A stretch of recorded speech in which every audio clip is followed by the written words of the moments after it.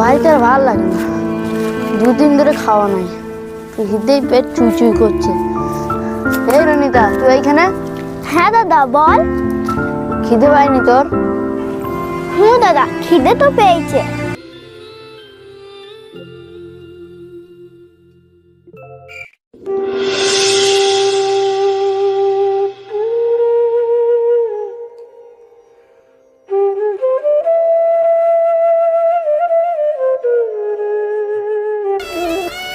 কি রে বোন, তুই কোথায় গেছিলিস?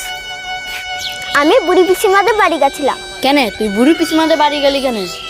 ও তুই হঠাৎ গেলি কেন? না না, আমি তাল দিতে গেছিলাম। তাল দিয়ে এলি, তা কত টাকা দিল? আর নেমন্তন্ন করেছি তো? না রে দাদা, নেমন্তন্ন করেনি, হতেও পারে ভুলে গেছে, কালকে তো